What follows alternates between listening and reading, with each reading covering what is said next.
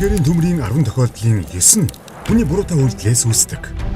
2014-өөс 2023 онд улсын хэмжээнд ойхерийн төмрийн 1683 тохиолдол бүртгэгдсэн бөгөөд энэ нь манай орны нийт нутаг дэвсгэрийн 55.6%-ийг хамарсан байна.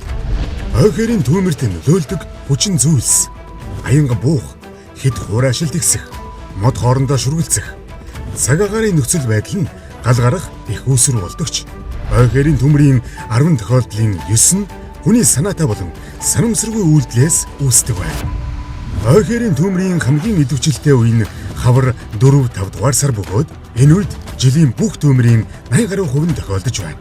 Манай орны газар зүйн онцлогоос шалтгаалж жилийн хурд хундасны хэмжээ бага байдаг хаврын улиралд төмрийн тохиолдол ихсэхэд хүний сонор сэрэмжгүй хайн үйлдэл асар их нөлөөлдөг учраас иргэд хариуцлагатай байж дараах зөвлөмжийг хэрэгжүүлээрэй.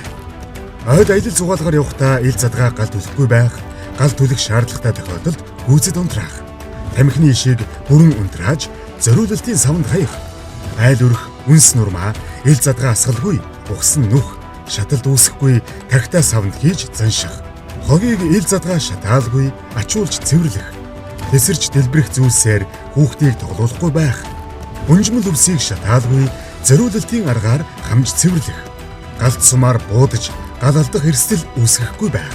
Тээврийн хэрэгслийн бүрэн байдлыг хангаж оч үүсгэх эрсдлийг арилгах.